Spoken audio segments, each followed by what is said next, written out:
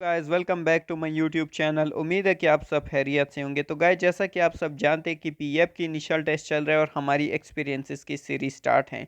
तो experiences share करने का मकसद यही होता है कि आप लोगों को पता चल जाता है कि सेंटर और टेस्ट में क्या क्या होने वाला है या फिर इंटरव्यू में किस टाइप के क्वेश्चन पूछे जाने वाले हैं। तो वैसे तो हमारी इनिशियल टेस्ट की सीरीज चल रही है, हम साथ साथ वो भी कंटिन्यू करेंगे, लेकिन कुछ बच्चों ने मैसेजेस किए थे कि आप इंटरव्यू के एक्सपीरियंसेस भी हमारे साथ शेयर किया करें।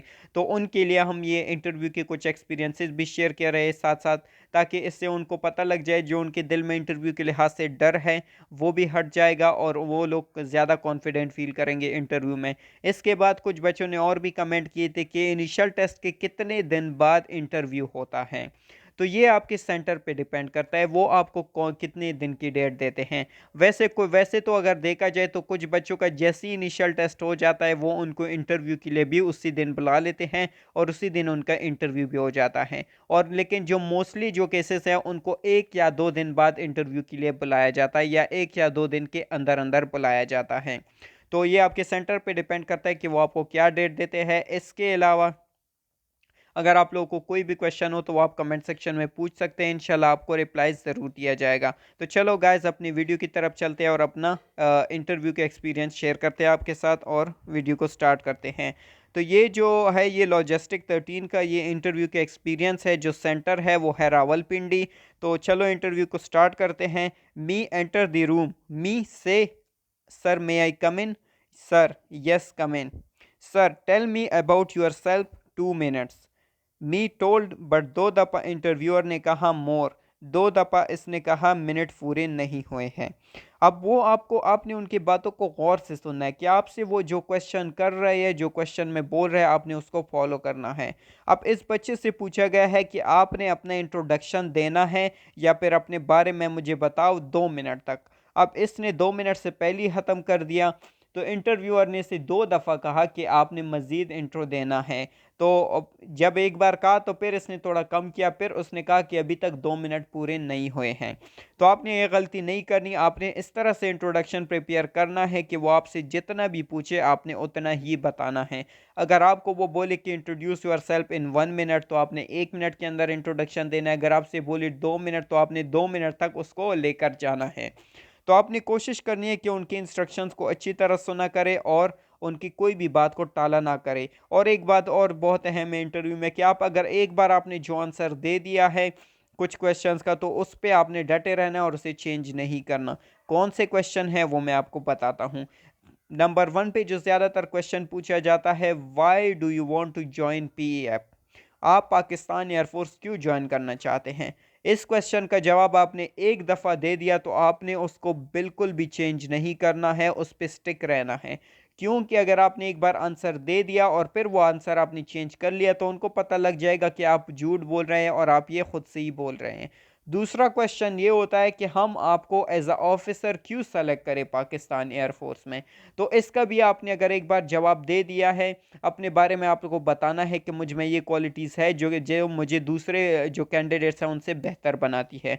तो इस टाइप के क्वेश्चन में आप लोगों ने काफ़ी ध्यान रखना है।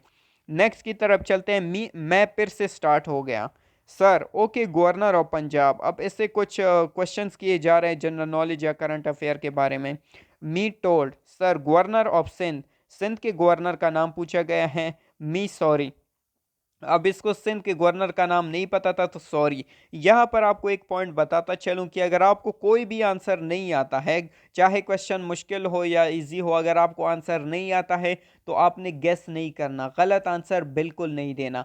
आपने सिंपली बोलना है सॉरी सर। इससे आपका कोई भी बैड इंप्रेशन नहीं पड़ेगा, कोई भी आपको गलत नहीं समझेगा या फिर कोई आपका वो जो इंटरव्यू पे इफेक्ट नहीं करेगा। लेकिन अगर आप गलत जवाब दे देते हैं तो इससे थोड़ा बहुत आपका बैड इंप्रेशन पड़ता है।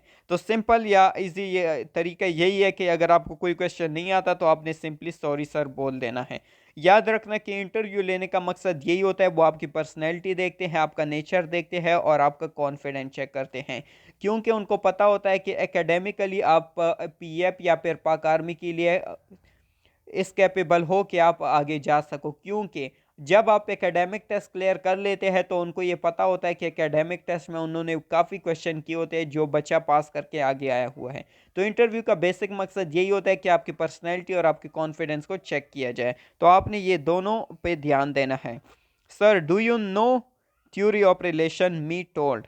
सर, आपने कभी ये थ्योरी देखा है? Me, no sir. Sir, okay. Sir, law of thermodynamics? Me, sorry sir. अब इसने उसने लॉ ऑफ थर्मोडायनेमिक्स पूछा है, इसने बोला है सॉरी। सर कहते हैं वाई, आपको क्यों नहीं आता? मी, मैंने कहा कि प्रिपरेशन के टाइम पर सामने नहीं आया था। सर, किसी ने आपको कहा था कि ये नहीं पूछा जाएगा? मी, कैस किसी ने भी नहीं कहा, सेल्फ स्टडी की है sir. Sir, best of luck और एकेडमिक बुक को ध्यान से देखो। तो आप देख सकते हैं कि इंटरव्यू में कुछ ज़्यादा इससे क्वेश्चन नहीं किए गए। आर्मी के इंटरव्यू के निस्बत पीएफ का इंटरव्यू काफ़ी इजी होता है और काफ़ी शॉर्ट होता है, क्योंकि आर्मी के इंटरव्यू में कुछ बच्चे ऐसे भी होते हैं जिनसे काफ़ी ज़्यादा चीज़ें पूछी जाती है और उनका इंटरव्यू काफ़ी लंबा चलता है। तो आप लोगों ने इंटरव्यू के लिए कन्फ्यूज़ और नर्वस नहीं होना, बस आपको कॉन्फिडेंट रहना है। तो इसने एंड पे कुछ कहा है बच्चे ने, अभी मैं सोच रहा हूँ कि मैं रिकमेंड हूँ कि नहीं, इसी टेंशन में हूँ। अब इसको रिकमेंडेशन का नहीं पता, तो इसी टेंशन में है कि मैं रिकमेंड हो जाऊंगा या नहीं होऊंगा।